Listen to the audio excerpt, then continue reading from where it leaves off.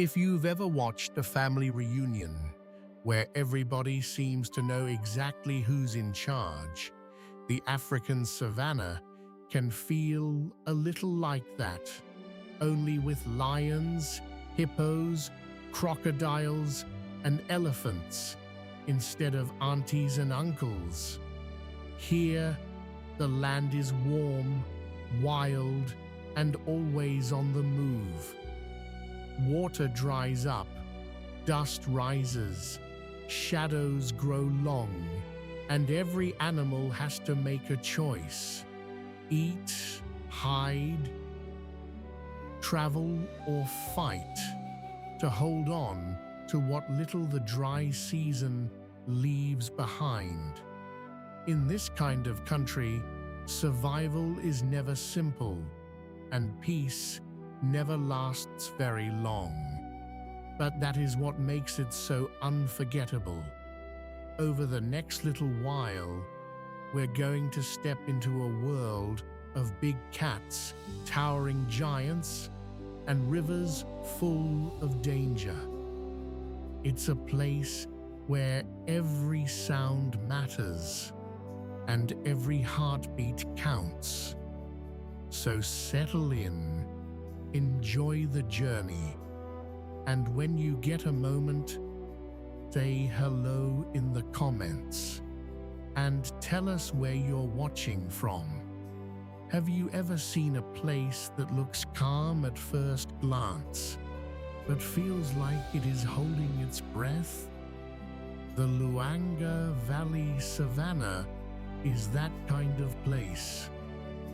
By late afternoon, the hard light turns soft and golden, and the wide grasslands begin to glow.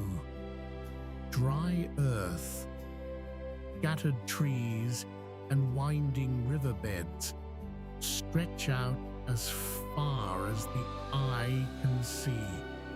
You hear the low rustle of grass, the distant call of birds, and sometimes the deep bump of a giant moving beyond the trees, a land shaped by heat and survival.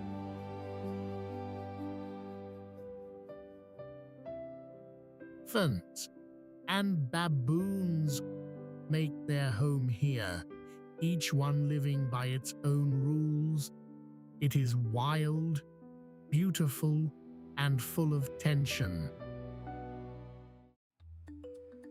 The smell hits first: warm mud, wet reeds, and the sharp, fishy scent of still water hanging under the morning heat. Then comes the sound. Not a roar, not a splash, just the soft, heavy silence of something waiting beneath the surface. That is the Nile crocodile. It lies so still in the river that the water seems to forget it is there. And yet this animal rules the shallows with an ancient kind of patience.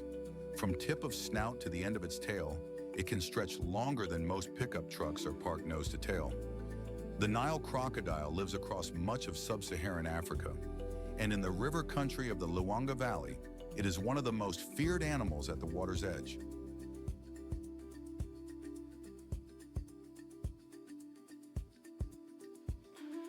What makes it so dangerous is not speed, it is timing. It waits for the wrong step, the wrong drink, the wrong moment of carelessness. The body of a Nile crocodile looks like a living piece of riverbank. Its back is covered in rough, armored scales that look like old stone laid in rows. That thick skin is not just tough, it is built for life in water and on land, a kind of natural suit of armor. The head is broad and heavy, with eyes and nostrils set high, so it can watch and breathe while most of the body stays hidden below the surface. Those eyes can seem almost expressionless, but there is a sharpness in them that feels ancient.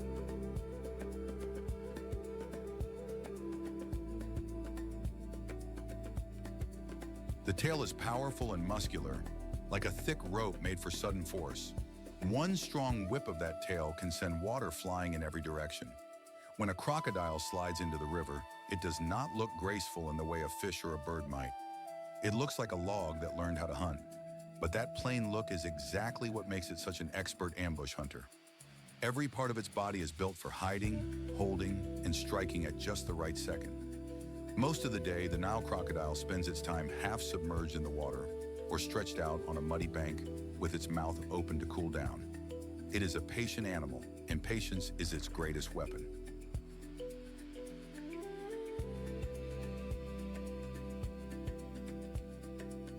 It does not waste energy chasing down every meal. Instead, it waits where animals must come to drink. Fish are a major part of its diet, but it will also take birds, turtles, and any thirsty animal that ventures too close. In the dry season, when water shrinks into shallow pools and the river becomes crowded with life, the crocodile has even more chances to feed. That is when antelope, zebras, and other animals gather at the edge, all of them needing the same thing: water. The crocodile knows this. It does not rush. It watches the ripples. It tracks the movement of shadows. Then, in a burst that seems to happen from nowhere, it strikes. The attack is fast, heavy, and brutally precise.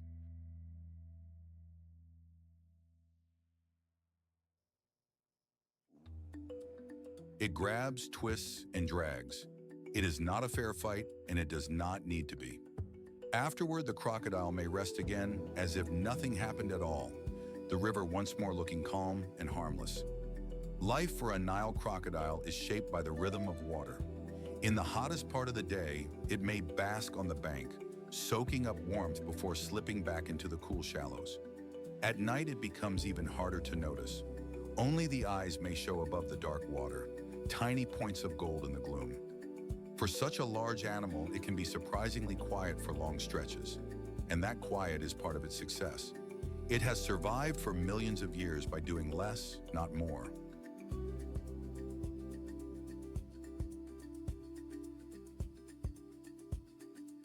It saves its strength. It waits for the world to come to it. That way of life may seem simple, but it is deeply effective in a place where every meal matters. The Nile crocodile sits near the top of the food chain in these waters, helping keep river life in balance by taking the weak, the careless, and the unlucky. It is a reminder that even in a beautiful place, survival is never easy, and every drink of water can come with risk. And then there is the surprise. For all its fearsome reputation, the Nile crocodile is also a devoted mother. When it is time to nest, the female digs a pit in sand or soil and lays her eggs there carefully, sometimes 24, sometimes many more.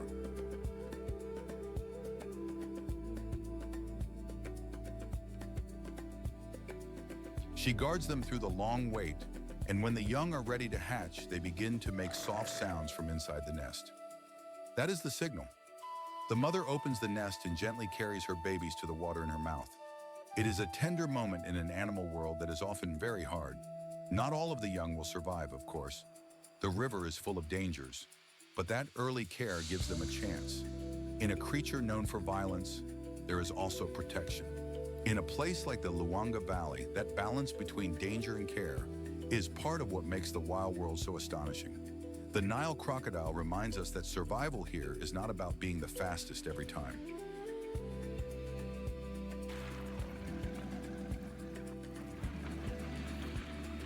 Sometimes it is about being the stillest.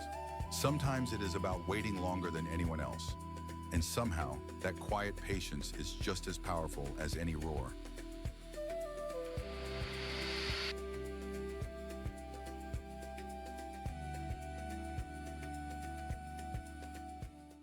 If you've ever watched a house cat leap off a sofa, imagine that cat shrunk down, stretched out, and given the nerves of a racehorse. That is the Thomson's gazelle. Small, quick, and full of life, it moves across the East African grasslands like a flicker of sunlight. These little antelope live in open country where there is nowhere much to hide and every second matters. Their world is all about staying alert, staying light on their feet, and trusting those sharp little legs. They may look delicate, but out here, delicate does not mean weak. It often means fast. Thomson's gazelles are built for speed, and they live in one of the toughest neighborhoods on Earth.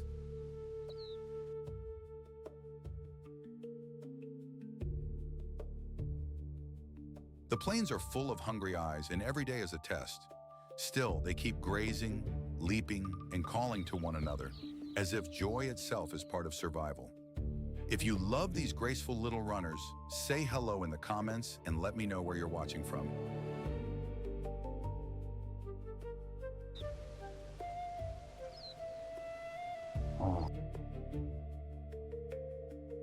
A deep, rolling grumble carries across the grasslands, and with it comes the musky smell of a million hooves and dry dust kicked into the air.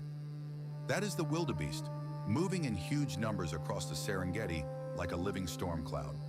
At first glance, they may not seem special, but spend a moment with them, and you realize they are built for one of the hardest journeys on Earth. The wildebeest is a common sight on the plains of East Africa, where open grass, hot sun, and roaming predators shape every day of its life. It is one of the great travelers of the savannah, always on the move, always listening, always ready to run.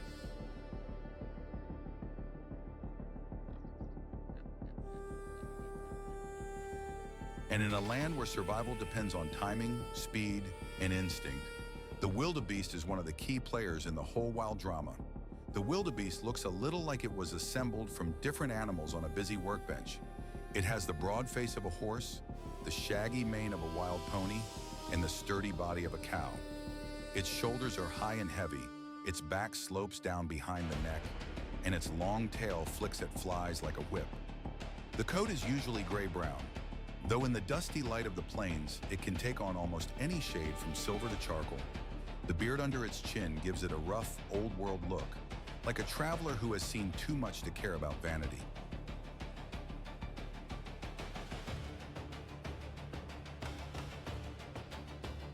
Males are usually darker and more muscular than females, with curved horns that sweep outward and up. Those horns are not fancy decoration. They are tools for pushing, wrestling, and defending space when needed. Up close, the animal has a restless look. The eyes are set wide apart, giving it a broad view of the world. That makes sense because on these open plains, danger can come from almost any direction.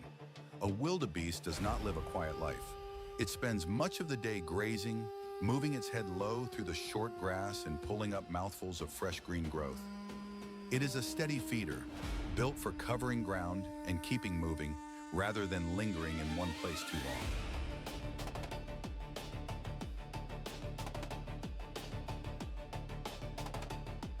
And that movement is the heart of its story. Wildebeest follow the rains. When fresh grass sprouts, they go. When water dries up, they move again. Their lives are tied to the rhythm of the land, and that rhythm can send them traveling hundreds of miles. Along the way, they often mix with zebras and gazelles, each species using the plains a little differently. Zebras clip the taller, tougher grass first, helping expose the shorter shoots that wildebeest prefer. Then the wildebeest come through behind them, feeding on what is left. It is not a planned partnership where both sides benefit in a neat, human way, but it does help all three species make the most of the same ground.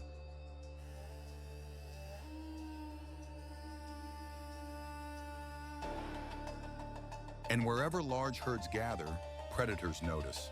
Lions watch from the edges. Cheetahs look for a weak calf or a moment of hesitation.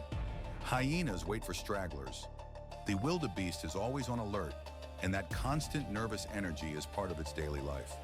Even while feeding, it lifts its head often, ears turning, nostrils flaring, listening for the smallest warning. When danger comes, the response is fast and sudden. A herd can spring into motion like one body, hooves thundering, dust rising behind them in long golden clouds.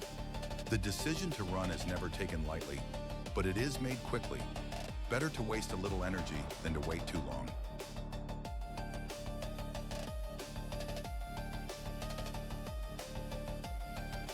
Family life for wildebeest is both simple and demanding. They gather in large herds, and there is safety in that crowd. More eyes mean more chances to spot danger. Calves are born into this world at a remarkable time, often when grass is fresh and life is just beginning to recover after the rains. The mother stays close to her calf, and in the first days, the little one must learn quickly. It has to stand, walk, and follow, because the herd will not wait forever. The bond between mother and calf is strong. In a moving sea of animals, they still find each other. Calls, scents, and memory help keep them together. Wildebeest also use sound to stay connected.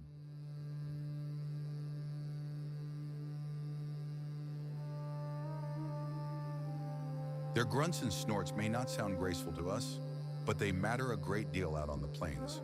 A low call can help a calf find its mother. A sharp snort can send the whole group into motion. There is nothing delicate about life here. It is practical, urgent, and always in motion. The herd itself becomes a kind of shield. A predator trying to pick out one animal from thousands faces a hard job. Confusion helps the wildebeest survive. When the herd moves, it creates a wall of bodies, a blur of legs and horns and dust. And yet, for all that strength in numbers, each wildebeest remains vulnerable. A stumble can be deadly. A calf can fall behind.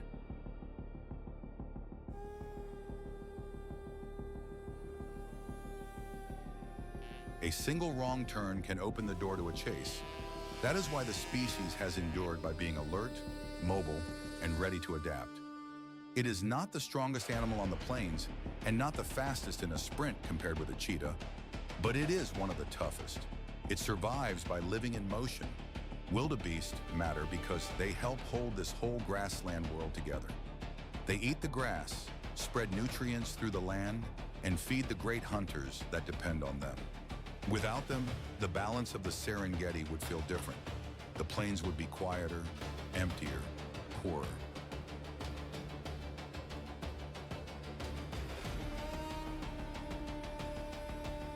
Their great migrations also stir the land itself, keeping the cycle of life moving from one season to the next. In that way, the wildebeest is more than just a herd animal. It is a reminder that survival is often a team effort, and that strength can look like endurance as much as power. There is something moving about seeing them all together, heads down, tails swishing, hooves drumming the earth. They may seem ordinary at first, but in the wild, ordinary animals often do the most extraordinary work.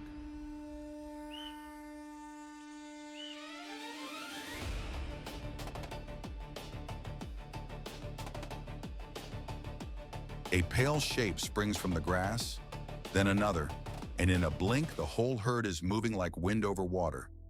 Sharp ears tilt, tails flick, hooves flash, and the air fills with that nervous, electric energy only a gazelle can bring. Out here on the Serengeti, one wrong step can mean everything. The gazelle is one of the first animals to notice danger, and one of the fastest to answer it. It lives where open ground gives it room to run, and that speed is its best defense. There is something graceful about the way it holds itself, light on its feet, always ready.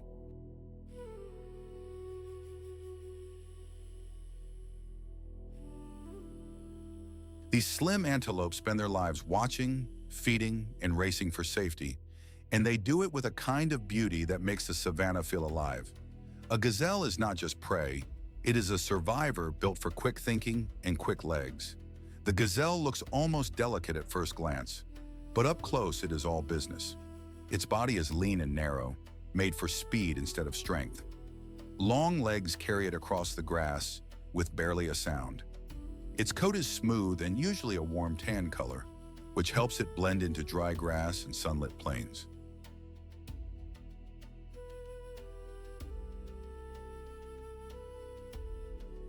A white belly and rump give it a clean, sharp look, and some gazelles also carry dark side stripes or bold facial markings that make their faces easy to recognize. Their eyes are large and set wide apart, giving them a broad view of the world around them. Those eyes matter, so do the ears. They are big and alert, always turning toward the smallest crackle in the brush. And then there are the horns. In many gazelles, both males and females have slender, curved horns that can look almost like fine black hooks against the sky. They are not heavy weapons like a buffalo's. They are more like elegant tools for warning, sparring, and staying in the game.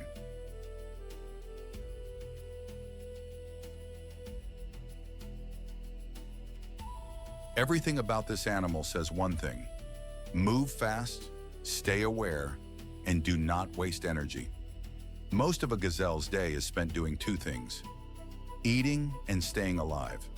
That may sound simple, but in the grasslands, it is a full-time job. Gazelles graze on short grasses and tender shoots, moving from patch to patch as they feed. They are picky in a practical way. They want food that gives them energy without slowing them down. They usually feed in the cooler parts of the day, when the heat is not as harsh and the risk can feel a little lower. But even then, they never truly relax. One head drops to feed while another lifts to scan the horizon. That is the rhythm of their life.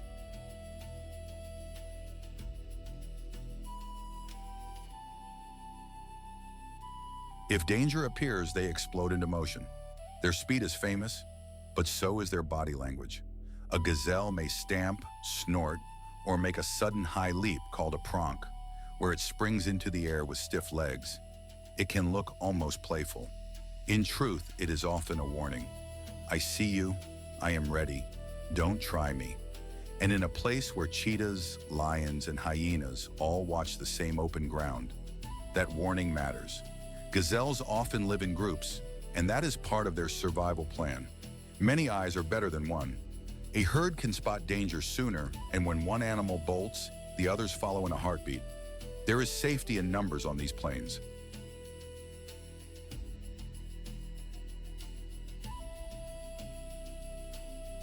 Mothers also have to be careful with their young. A newborn gazelle is hidden in grass for a time, and the mother returns to nurse it while keeping watch nearby. The little one must learn fast. There is no long childhood out here. Soon it has to stand, move, and read the body language of the herd. Gazelles communicate with each other in small, quick ways.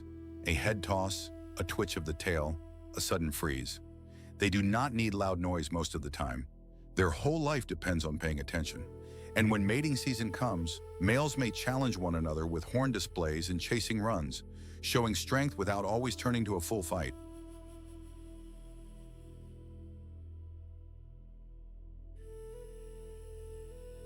That matters too, because energy is precious. Every sprint costs something. Every mistake costs even more. Gazelles matter in the bigger story of the grasslands too. They help turn grasses into life that other animals can use, and they become food for some of the great hunters of the savannah. That may sound harsh, but it is part of the balance here. Without animals like gazelles, the whole chain would weaken. They are a key piece of the living puzzle, linking grass, predator, and open country together. And because they are so sensitive to trouble, they also remind us how quickly a wild place can change. When gazelles are thriving, the land is speaking clearly.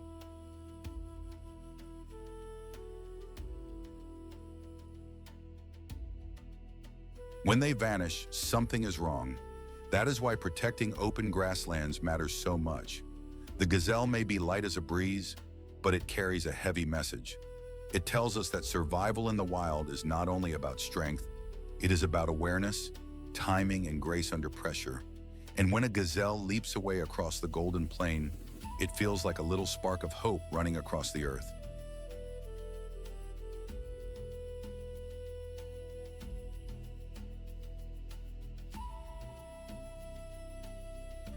You might not expect one of Africa's most graceful animals to be built like a tower on stilts, but that is exactly what makes the giraffe so unforgettable. One glance and you know you are looking at something special. A giraffe can stand higher than most trees around it, stretching its long neck toward the sky like a living lookout post. It lives across the open savannas and woodland edges of places like the Serengeti, where the light is bright, the wind is warm, and danger can come from far away. But the giraffe is not just a pretty face with a funny walk. It is one of the most interesting animals on the plains, from its quiet family life to the way it feeds high above the crowd.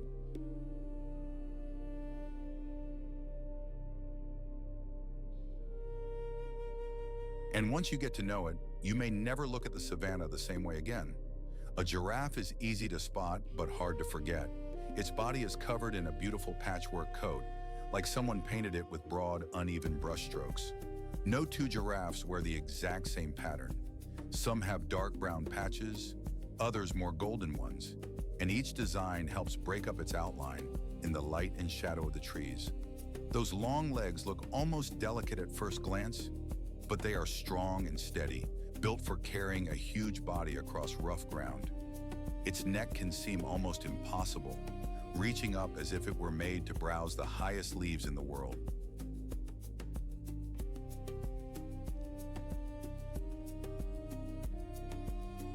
And then there is the head, with two little horn-like bumps called ossicones, often hidden under a tuft of hair. The eyes are large and calm, with a watchful look that seems to take in everything at once. Even when a giraffe is standing still, it has a kind of quiet elegance, like a dancer waiting for music to begin.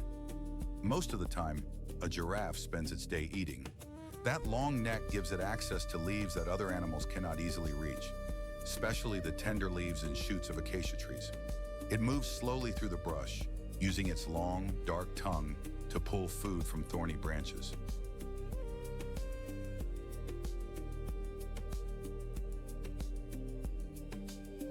That tongue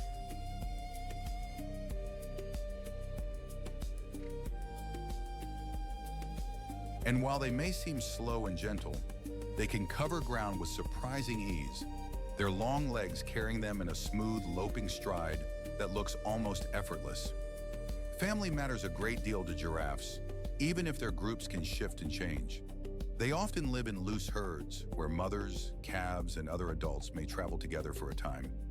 These groups are not locked together like a tight little family unit, but they still offer safety in numbers. A calf begins life in a dangerous world, and its first challenge is simply to stand.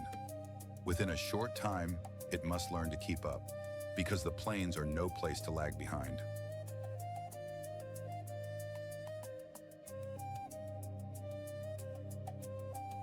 Mother giraffes are attentive and protective, staying close to their young and using their height to keep watch for trouble. If danger comes, a giraffe's first answer is usually to flee, but it is not helpless. An adult can deliver a powerful kick that can seriously injure a lion if needed. Young giraffes stay close to their mothers for warmth, milk, and guidance. They learn by watching, following, and slowly finding their place in the moving life of the herd. Their deep, quiet contact with one another is part of what makes them feel so gentle and so strong at the same time. Giraffes matter in ways that are easy to overlook at first.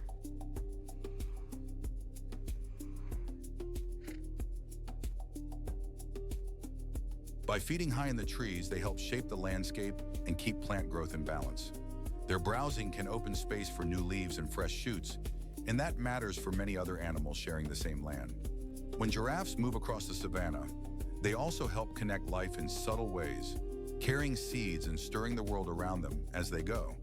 But like so many animals of the wild, they face growing pressure from habitat loss and human expansion.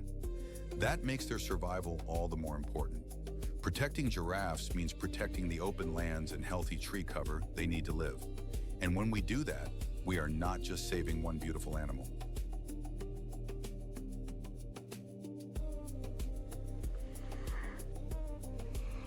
We are helping.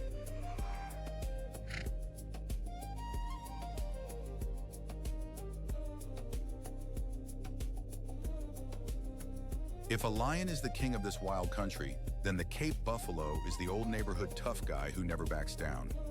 Heavy, broad, and built like a moving block of muscle, this animal can look almost slow at first glance, but that first glance can fool you. The Cape buffalo lives across much of sub-Saharan Africa, often in herds that can number from a few dozen to hundreds. Its greatest strength is not just its size, but its stubborn courage and the way it stands together with the rest of the herd. These buffaloes are famous for being hard to read and even harder to push around. They graze in the open, travel in groups, and keep a wary eye on the grasslands around them.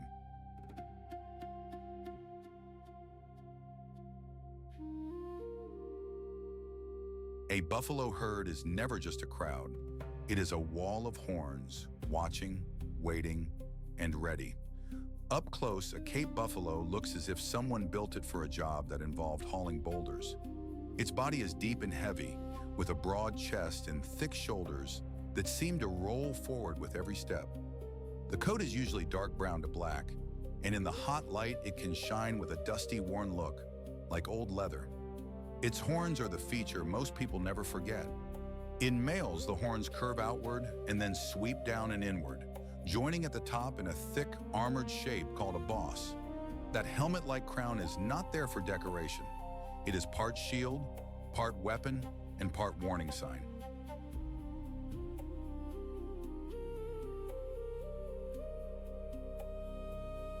Even the face looks serious, with dark eyes set under a heavy brow and ears that flick at every sound.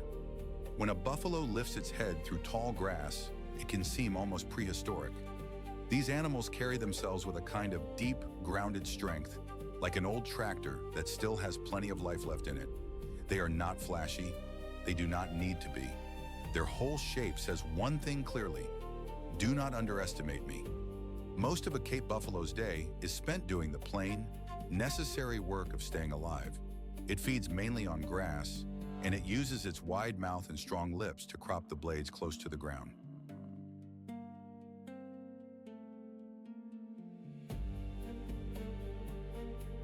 In the early morning and late afternoon, herds move out to graze, often keeping a loose line as they work across the land.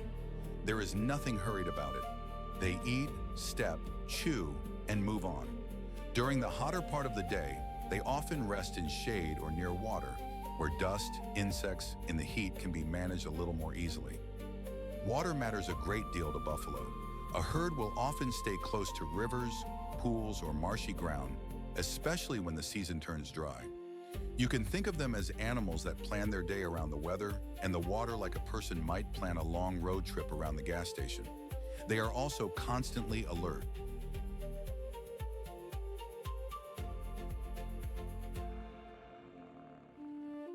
One animal raises its head, and soon the whole herd seems to sense that something has changed. Birds, scents, movement in the grass, even the sound of distant hooves can shift their behavior. This is a life built on caution and habit. Eat, watch, move, rest, repeat. A Cape buffalo is most comfortable when it is surrounded by others of its kind. Herd life gives these animals safety, and safety allows the young to grow. Calves stay close to their mothers, tucked into the protection of the group. When danger appears, adults often tighten the herd into a defensive ring, with the strongest animals at the edges and the young kept in the middle. That simple arrangement can mean everything.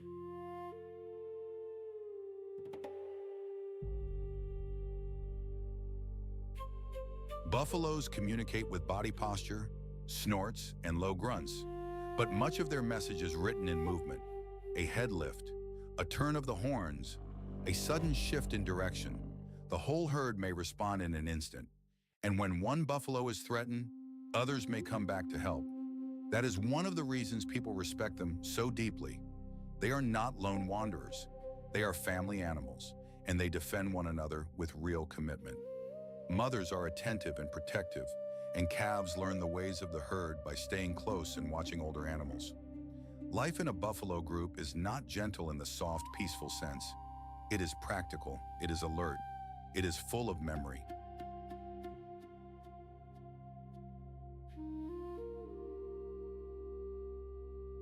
Where water is, where grass grows best, where lions have hunted before, where the safest path lies through the brush, these things are passed along by experience. There is wisdom in that. In the great grasslands, the Cape buffalo plays an important role. As a grazer, it helps shape the landscape by keeping grasses cropped and moving nutrients through the soil. Its hooves press the ground, and its feeding habits help keep the open country in balance. And of course, it is also a key part of life for the hunters that follow it. Buffalo are a major source of food for lions, and that makes them one of the most important animals in the whole story of survival here.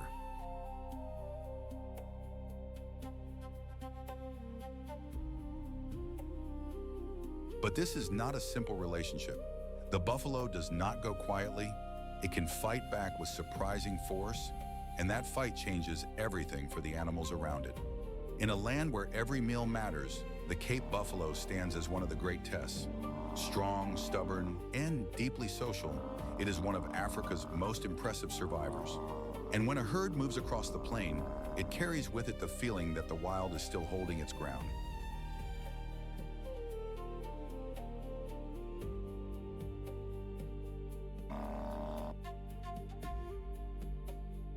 A lion can turn a whole valley quiet without ever raising its voice. One moment, the savannah is busy. The next, heads lift, ears twitch, and everything seems to freeze. That is the kind of power a lion carries. Meet the lion, ruler of the grasslands and the dry river country of Africa. It is built for strength, family, and patience, with a body that looks made from muscle and sunlight. What makes the lion so unforgettable is not just its roar, but the way it moves through the world as if it belongs there. In the Luangwa Valley, lions live in prides, and those prides are the heart of their lives. These cats do not simply survive here, they help shape the rhythm of the whole land.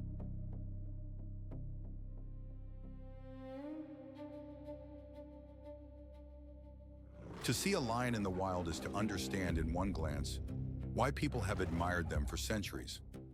At a distance, a lion looks almost like a giant house cat made of gold and shadow. But up close, every part of it tells a different story. The mane of an adult male can be dark and heavy, like a rough wool collar tossed around the head and neck. It gives him a larger look and helps protect him during fights with rivals. Lionesses are sleeker, built a bit lighter, and that shape helps them move with speed and silence. Their coats are usually a tawny color, the same warm brown as dry grass in late summer, which helps them fade into the land like smoke.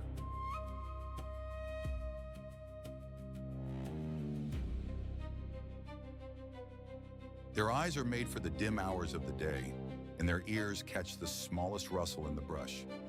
A lion's paws are huge, padded, and quiet. Even when a grown lion weighs hundreds of pounds, it can walk with almost no sound at all. And then there is the face. The face of a lion is calm most of the time, almost sleepy looking, until you notice the focus in those eyes. It is a face that has learned how to wait. Lions spend much of their day resting in the shade, stretched out under a thorn tree or tucked beside tall grass where the sun cannot reach them. The heat of the valley makes midday hunting a hard job, so the pride saves its strength for the cooler hours.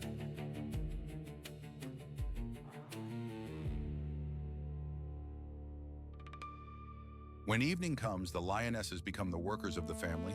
They are the main hunters, and they hunt with teamwork that looks almost like a silent dance.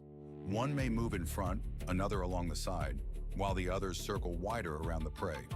Their goal is simple: close the space, cut off escape, and move in before the target can think. A lioness can burst forward at surprising speed, but she cannot keep that pace for long. That is why every step matters. A hunt costs energy, and if the prey gets away, the pride pays for it with an empty belly. And that happens often. Only about 1 out of every 3 hunts ends in success. So a lion's day is not only about power,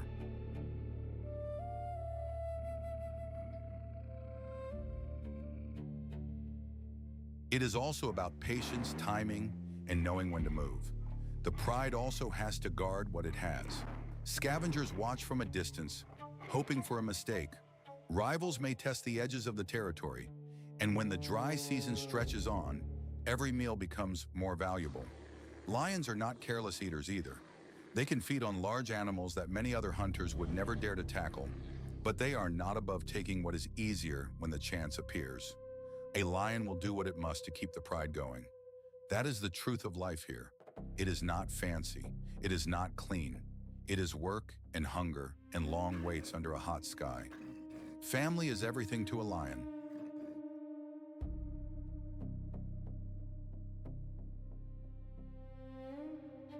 A pride is usually made up of related lionesses, their cubs, and 1 or more adult males. The lionesses often stay together for years, and that bond gives the pride its strength. They raise their young side by side, and the cubs grow up surrounded by a crowd of watchful aunts, sisters, and mothers.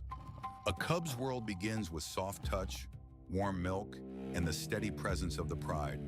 Then comes play, so much play. They pounce on tails, tumble over each other, and practice stalking with the seriousness of tiny soldiers. It looks adorable, and it is, but it is also training. A cub that learns to crouch low, move quietly, and judge distance is a cub that has a better chance later on.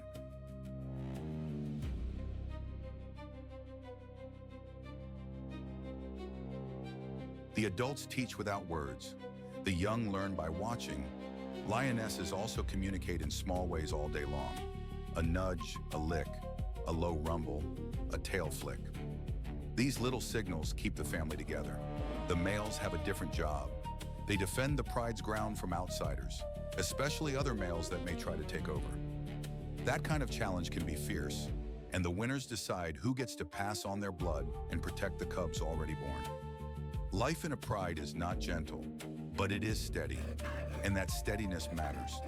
Without it, the cubs would have a much harder time surviving. Lions matter because they are part of the balance of the land.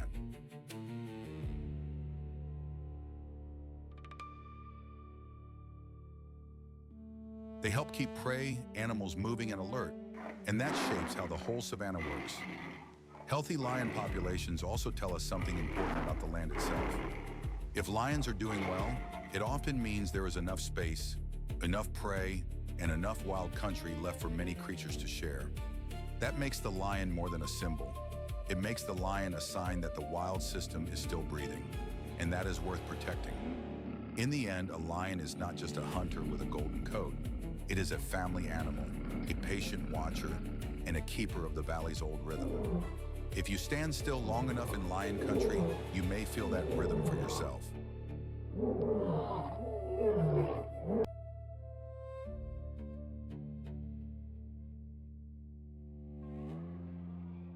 If you lined up 10 pickup trucks, an African elephant would still make them look small. That is the kind of giant we are dealing with here. Yet for all that size, these animals move with a calm, steady grace that feels almost gentle. African elephants live in the broad savannas and dry valleys of eastern and southern Africa, where water can be hard to find and every day matters. What makes them so remarkable is not just their size, but the way they think, remember, and care for one another. They are the memory keepers of the land, and they can turn a dry valley into a place of life. A herd does not just pass through a landscape, it changes it.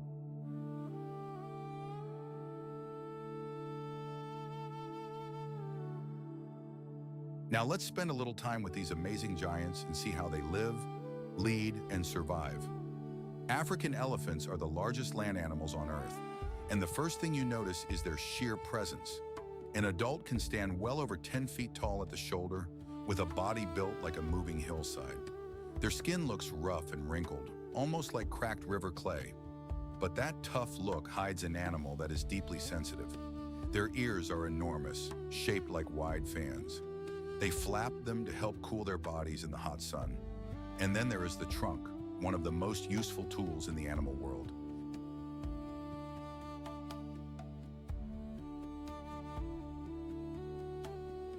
It is a nose, a hand, a drink straw, a shovel, and a gentle touch all in one. With it, an elephant can pick up a single blade of grass or lift a heavy log. Their tusks curve outward like pale ivory spears, though they are not weapons first. They are tools for digging, stripping bark, and moving branches aside. Even their eyes seem thoughtful, with a calm look that gives them a wise, old soul feeling. When a herd comes through, the whole scene changes. You hear branches snapping, you feel the ground tremble. You know something huge has arrived. Most of the day, elephants are busy eating, and they eat a lot.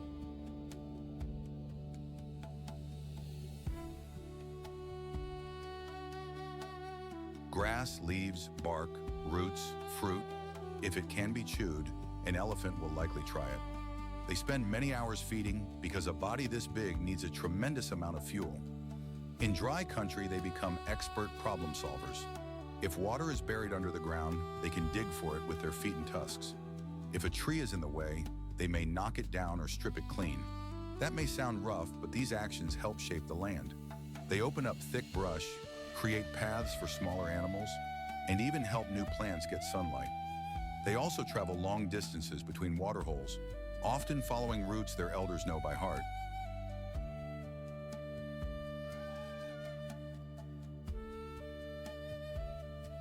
In the hottest part of the day, they rest in shade or stand in the cooling mud. At night or in the early morning, they move more freely, using the cooler air to cover ground. Their world is built around memory, and the older females know where to go when the land turns dry.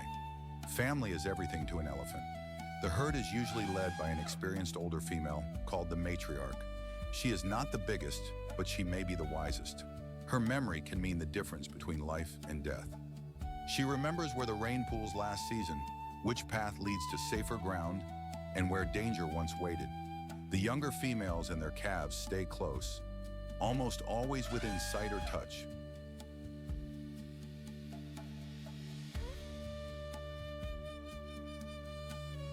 They greet one another with trunk touches, low rumbles, and little nudges that say, "I'm here." The calves are watched over by many adults, not just their mothers. It is a shared job, a community effort. If a baby stumbles, others step in. If a stranger approaches, the herd tightens together. They even seem to comfort one another when upset or frightened. Their voices carry farther than we can hear, with deep sounds that travel through the ground and air over long distances. This lets family members stay connected even when they are far apart. And when a young elephant learns the ways of the herd, it is learning a way of life that has worked for generations.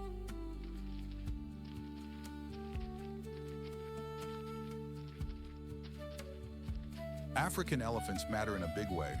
By breaking branches, digging for water, and clearing paths, they help keep the land healthy and varied. Many smaller animals benefit from the changes they make. Birds, antelope, and insects all find opportunities in the spaces elephants open up. They are not just living in the savannah, they are helping shape it. But elephants also face real threats from shrinking habitat and illegal hunting for ivory.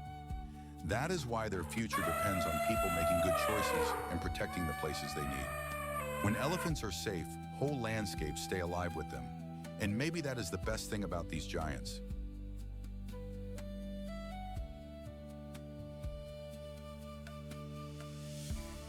They remind us that strength can be gentle and that memory can be just as powerful as muscle.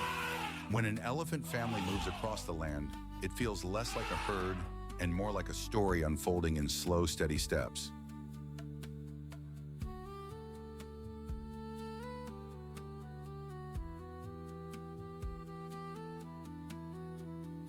Out on the river, there is a kind of stillness that feels ancient. The water lies flat and dark. And then, almost without warning, a shape rises from it like a boulder coming to life. It is the hippopotamus, one of Africa's biggest and most surprising animals. At first glance, it looks slow and sleepy, but don't let that fool you. This heavy river giant can turn from calm to dangerous in a heartbeat. Hippos live in rivers and pools across sub-Saharan Africa, where water gives them shade, safety, and relief from the heat. They are built for life between land and water, and nearly everything about them tells that story.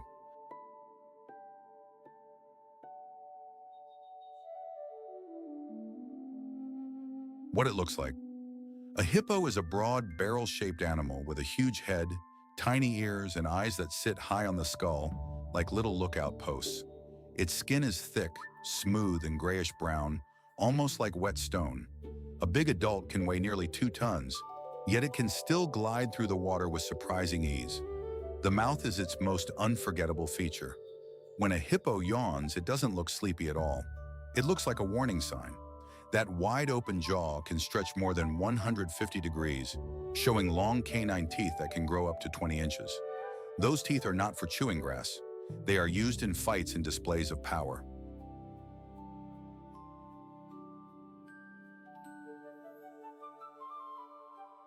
A hippo's body is covered in a special reddish fluid that helps protect its skin from the sun, almost like the animal is wearing its own built-in lotion. Seen half submerged at dusk, with only the ears, eyes, and nostrils above the surface, a hippo can look almost unreal. How it spends its days. Most of the day, hippos stay in the water, almost motionless. That is not laziness, it is survival. The river keeps their skin cool and safe from the hot sun. When the day is at its fiercest, they may do little more than blink, breathe, and drift in place. But when evening comes, the hippos climb out onto land to feed.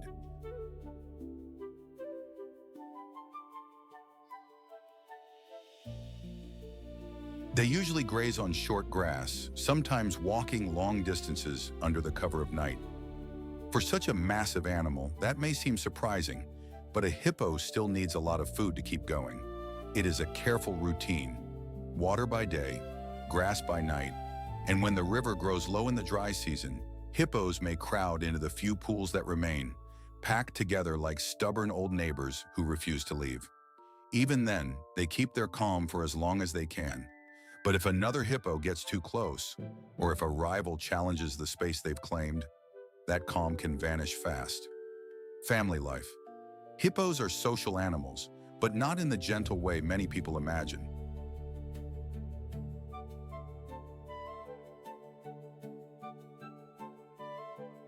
They live in groups in the water, often with one strong male watching over a stretch of river and the cows and young nearby. The rest of the group may float together, stand in the shallows, or move slowly through the pool, like drifting logs that breathe. Mothers are deeply protective of their calves. A baby hippo stays close to its mother for safety, learning where to rest, where to feed, and how to move in the river. The young can nurse even while partly underwater, which is a remarkable thing to watch. Hippos also talk to one another in their own ways. They grunt, snort, splash, and bellow.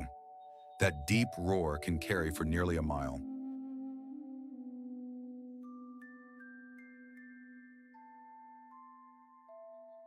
Sometimes it sounds like thunder rolling over the water. Other times it is just a warning. This space is mine. Keep your distance. A hippo's temperament can change quickly, and that makes every family group watchful. In the crowded river, body language matters. A turn of the head, a flick of the ears, a splash that says more than words ever could. Why it matters. Hippos do more than fill the river with drama. They help shape the world around them. As they move between water and land, they stir up nutrients and create paths used by other animals. Their grazing helps keep river-edge grasslands open.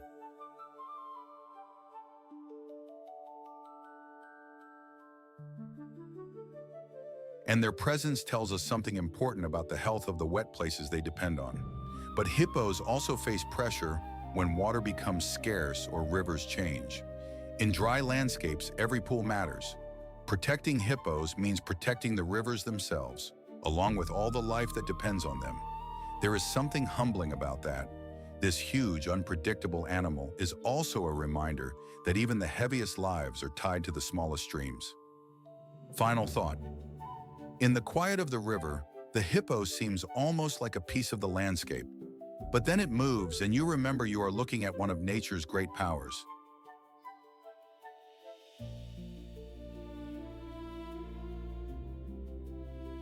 Slow to anger, quick to defend, and perfectly built for life between water and land.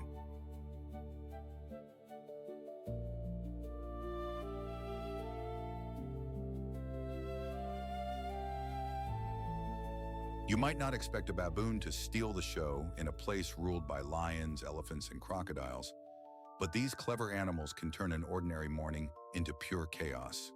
One minute the valley is calm. The next, a troop of baboons is shouting from the rocks like a family argument that got out of hand.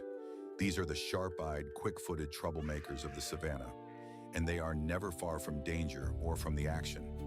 Baboons live across parts of eastern and southern Africa, where open ground, cliffs, and scattered trees give them both food and a fast escape route. And once you spend a little time with them, you realize they are not just noisy animals.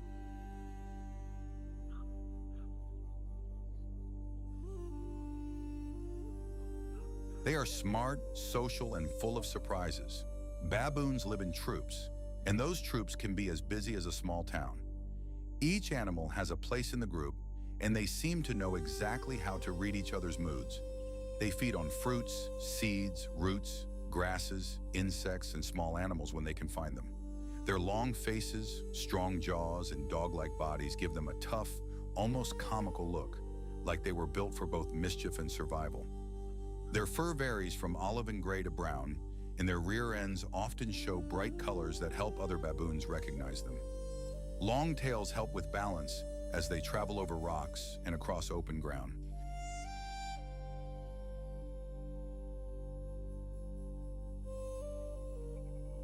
But the real power of a baboon is not in its looks, it is in its mind.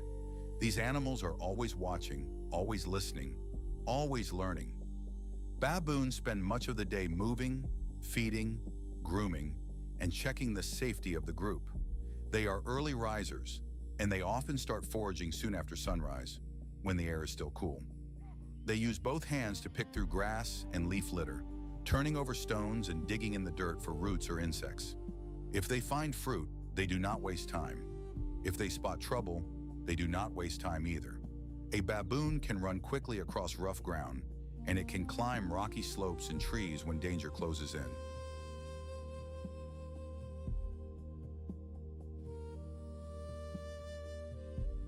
That makes it a hard animal to catch.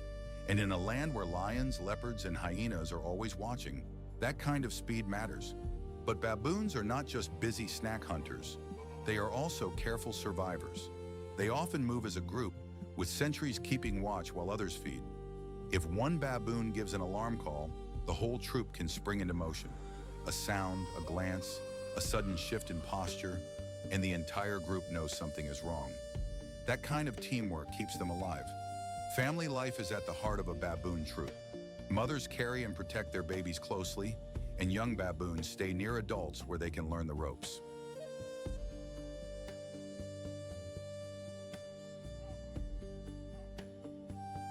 Grooming is a big part of daily life, and it is more than just cleaning fur. It helps calm nerves, build trust, and strengthen bonds. In a baboon troop, friendships matter. Rank matters too.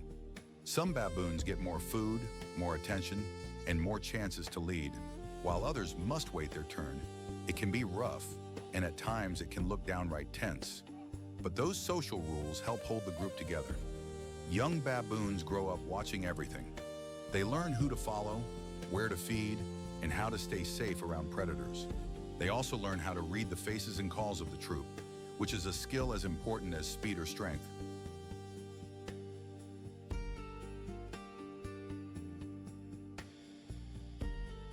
And when new danger appears, the adults do not just panic. They organize, they bark, chase, bluff, and scatter in ways that can confuse even a hungry hunter. That brain power is one reason baboons have done so well in harsh places. They are flexible. They can live on rocky cliffs, open plains, and woodland edges. They can adjust their diet when food is scarce. They can shift their travel routes when water runs low. In a world that changes fast, that kind of flexibility is gold. Baboons also matter because they help spread seeds and keep the landscape alive in small ways most people never notice. When they eat fruit and move on, they carry seeds with them.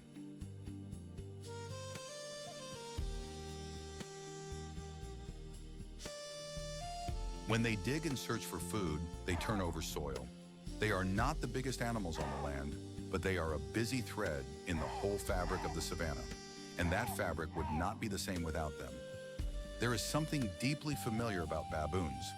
Maybe it is the way they bicker, or the way they huddle, or the way they seem to be thinking 3 steps ahead.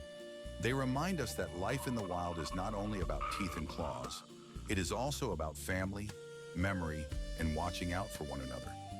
Under the first light of day, a baboon troop can feel like a whole little world, full of noise, nerve, and heart. And once you have seen them, you do not forget them.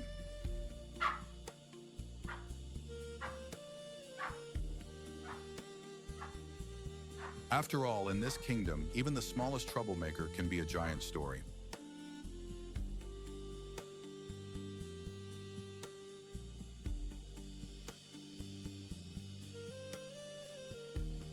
Here is a surprising fact.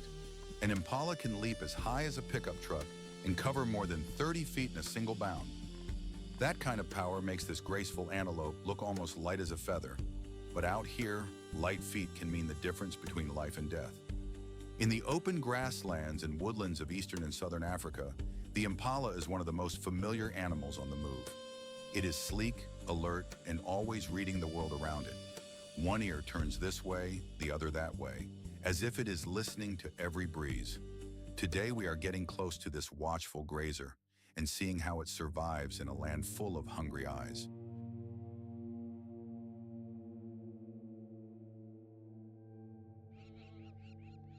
If you love wild places, I hope you'll say hello in the comments and let me know where you're watching from. The impala is a beautiful mix of grace and caution. It lives in herds that can number from a few dozen to many hundreds, and that group life gives it a better chance of spotting danger. You'll find impalas across the savannah, near woodlands, and around river edges where grass is fresh and water is nearby. One of the first things you notice is the shape of the body. It is slim and built for speed, with long legs like spring-loaded sticks.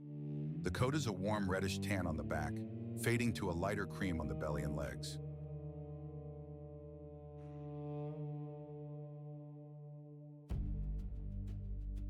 There are dark markings on the tail, the tips of the ears and the rear legs, which help break up its outline in the grass.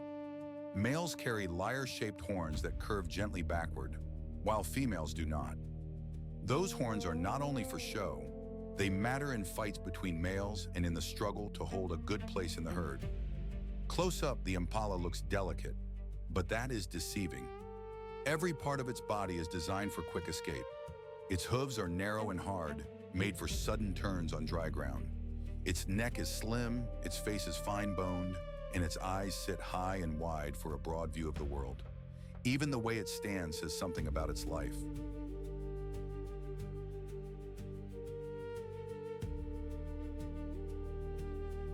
An impala rarely looks relaxed for long. It is always ready to spring. That alert posture is part of what makes it so successful. In the impala's world, there is no such thing as completely resting. It spends much of the day grazing on tender grasses, but it is not a careless eater. It keeps one eye on the ground and the other on the horizon, lifting its head at the slightest sign of movement. When the grass is lush, it will also browse on leaves, buds, and fresh shoots. That flexibility helps it make do when the season changes and food becomes harder to find. The impala's life follows the rhythm of the herd.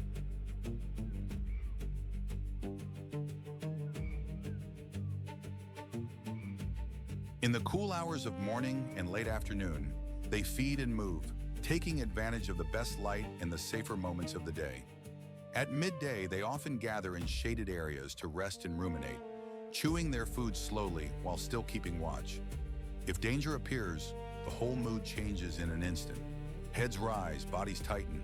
Then come the warning snorts and sudden bursts of motion. Impalas do not rely on a single trick. They rely on a whole set of smart habits. They stay in groups, they use open spaces for better visibility, and they keep moving often enough to avoid being an easy target. When they flee, their leaps are not just fast, they are confusing.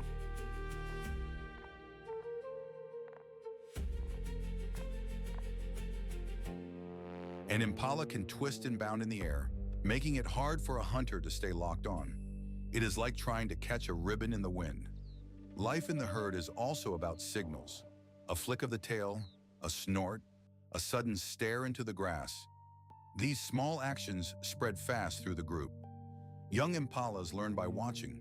They stick close to the adults, copying when to feed, when to run, and when to freeze. Mothers are careful with their calves, hiding them in thick cover for the first weeks after birth and returning to nurse them. Even then, danger is never far away.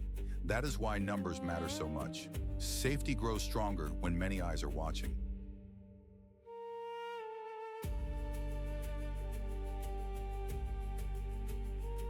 During the breeding season, males become more territorial and more assertive. They mark and defend areas where females gather, and rival males may clash, horns against horns, in brief but forceful fights. These battles are usually less about injury and more about proving strength. The winner earns the chance to hold a good patch of land and the attention of females. It is a hard life, but a highly organized one, shaped by both competition and caution. The impala matters in ways we do not always notice at first glance. It is a major source of food for lions, leopards, cheetahs, hyenas, and wild dogs, helping support the wider chain of life on the savannah.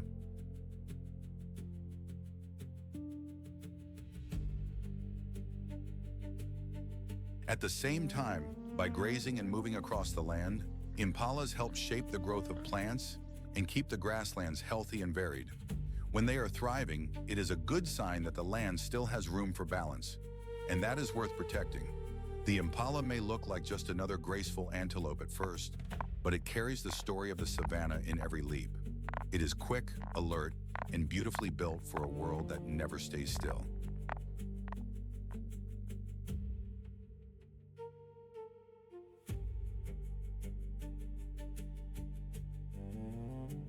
If grass could smile, the Serengeti would be grinning from ear to ear. This great sweep of land rolls out like a green and gold blanket, dotted with acacia trees and alive with movement in every direction. When the wind runs across the plains, the tall grass ripples like water, and the whole landscape seems to breathe. In the cool morning, there is the soft buzz of insects and the distant calls of birds. By afternoon, the heat shimmers above the earth, and shadows grow thin and sharp. This is the country of speed and endurance, where cheetahs, gazelles, zebras, wildebeest, buffalo, giraffes, and impalas all share the same open stage.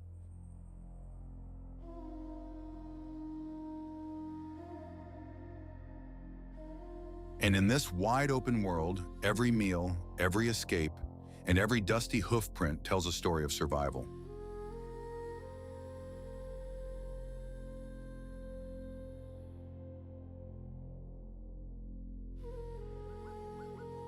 There is a quiet kind of beauty in a zebra. At first glance, it almost looks like a horse wearing a coat of painted stripes. But spend a moment with them on the open grasslands, and you realize there is nothing ordinary about these animals at all. They move in strong, steady groups, always watching, always listening, always ready to run. Zebras live across much of eastern and southern Africa, including the wide Serengeti plains. Their stripes are not just for show. Each zebra carries its own pattern, like a fingerprint made by nature. Up close, that black and white coat seems almost impossible, as if someone brushed it on by hand.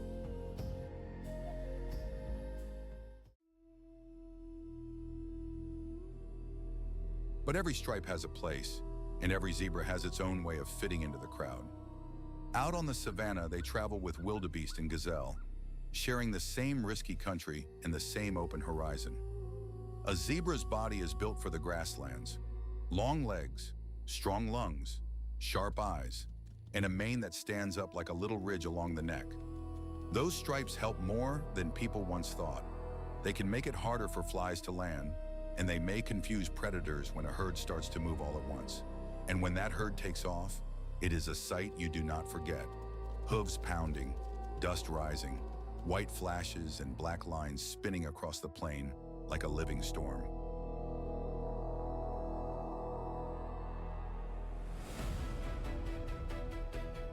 Zebras spend much of their day eating grass, moving from one patch to the next with patient determination. They are not picky, but they must keep grazing to stay strong. In a dry place, that means walking far and working hard. They often feed in the cooler parts of the day and rest when the heat becomes too much. But they never really let their guard down. One zebra may lower its head to eat, while another keeps watch with ears pointed forward. Their lives are built around caution. Lions want them. Hyenas go after the young. Even a moment of carelessness can turn dangerous. Yet zebras do not live in fear. They live with discipline. They rely on one another, and that is their strength.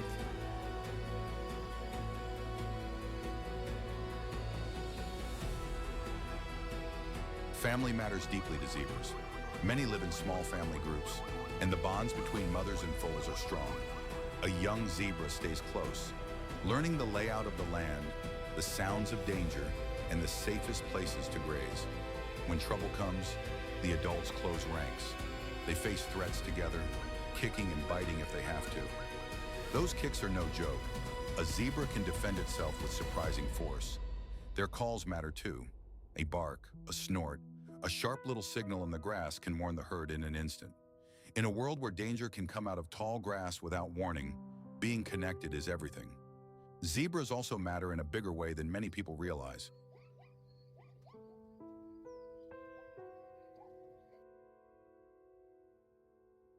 They trim the grass, which helps keep the plains healthy. And because they are such an important meal for large hunters, they help keep the balance of life in motion. Without animals like zebras, the great grassland story would not work the same way. They are part of the daily rhythm of the savannah, from dawn to dusk, from dry season to rain. And maybe that is what makes them so memorable. They are both beautiful and practical, both gentle and tough. A zebra looks like a creature painted for wonder, but it lives a life shaped by grit. In the end, that may be the most striking thing of all.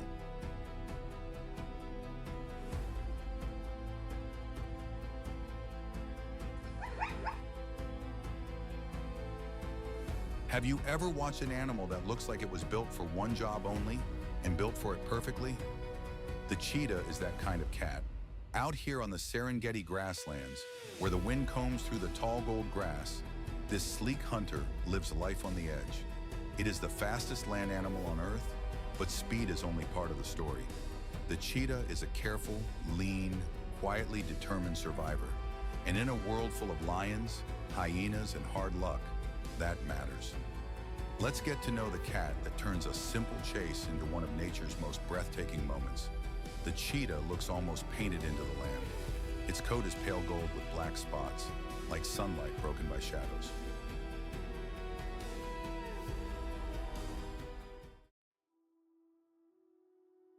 Those spots help it fade into the grass when it crouches low and waits. Its body is slender, long, and built like a racing arrow. The chest is deep, the legs are long, the tail is thick at the base and acts like a steering wheel during a high-speed turn. Its face is special too. Black tear lines run from the eyes down to the mouth, like streaks of charcoal. Those marks help cut the glare of the sun, almost like nature gave it its own pair of sunglasses.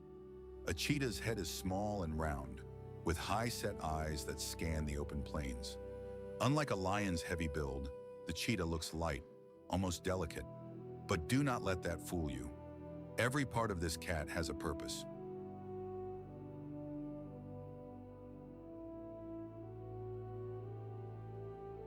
Its body is made for sudden motion, quick turns, and short bursts of power. It is not built to wrestle, it is built to run. And when it moves, it seems to float just above the grass, all muscle and grace and nerve. Cheetahs spend much of the day watching. They rest in the shade when the sun is high, saving every bit of energy for the hunt. They are most active at dawn and dusk, when the light is softer and prey animals are busy feeding or moving between grazing spots. A cheetah hunts with its eyes first. It picks out a gazelle or a young antelope, then uses the grass and dips in the ground to hide its approach. It gets as close as it can, sometimes crawling low like a cat after a sparrow.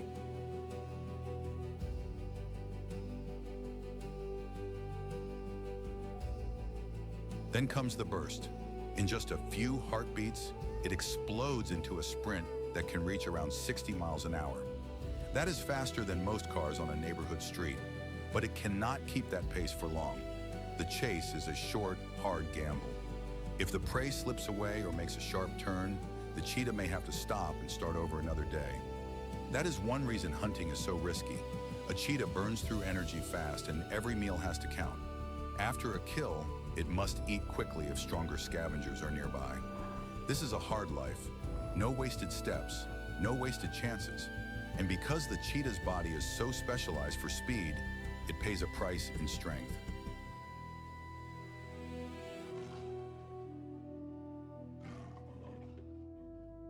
It is not as heavy or powerful as a lion. It wins with timing, not brute force. That makes every successful hunt feel like a small miracle. A cheetah's family life is mostly a quiet, careful story. Adult females usually live alone, except when they are raising cubs. A mother may bring up her young by herself, keeping them hidden in thick grass or low cover. The cubs are spotted and fluffy, almost like tiny versions of the adults with extra fuzz for camouflage. They stay close to their mother for months, learning how to move, stalk, and stay alert. At first they are playful, tumbling over one another and chasing grasshoppers or each other's tails. But play is practice.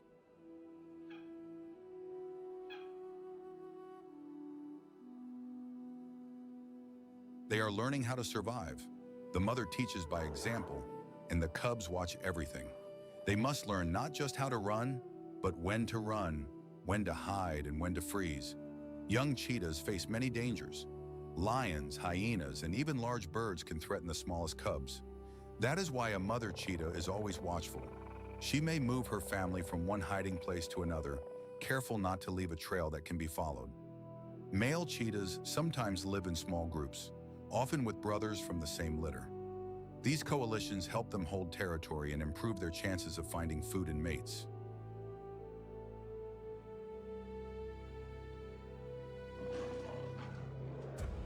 It is a different kind of family, but one built on trust and shared strength. In both cases, cheetah life depends on closeness, patience, and staying one step ahead of danger. The cheetah matters because it helps keep the grassland in balance. By hunting the weak, the sick, and the slow, it helps shape the health of prey herds. It also reminds us that survival is not always about being the biggest or strongest. Sometimes it is about being quick, careful, and perfectly suited to the land. Cheetahs face real trouble today, from habitat loss to shrinking wild spaces and conflict with people. That is why protecting open grasslands matters so much.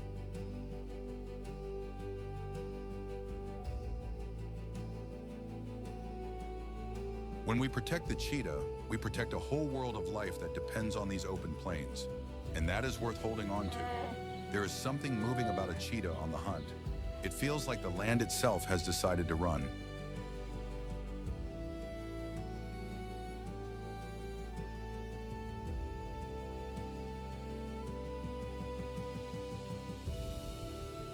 Have you ever watched a quiet plain change its mind in a single breath?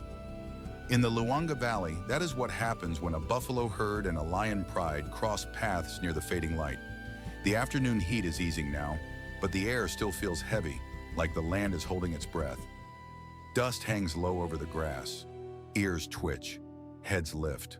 One buffalo snorts, and the whole herd tightens into a rough wall of horns and muscle. Then the lions move, not all at once, just enough to make the danger clear. A lioness slips through the grass, low and patient, while the rest of the pride spreads out wider, looking for any weak spot. It is a hard contest.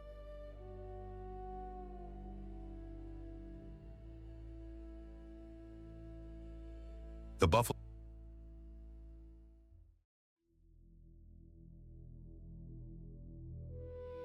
A few buffaloes swing around, ready to face the threat head-on.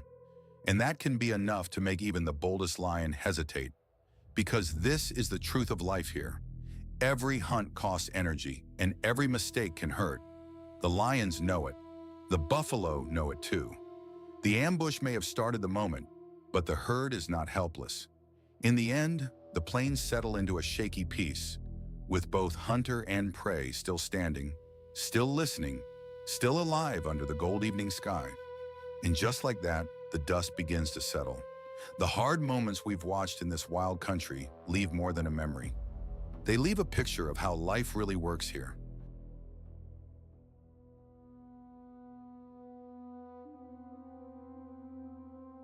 Lion.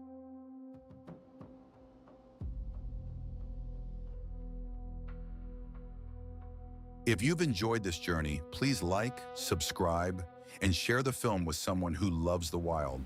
And tell us in the comments which animal stayed with you the most. Until next time, keep looking for wonder, because the natural world is still telling its story, one heartbeat at a time.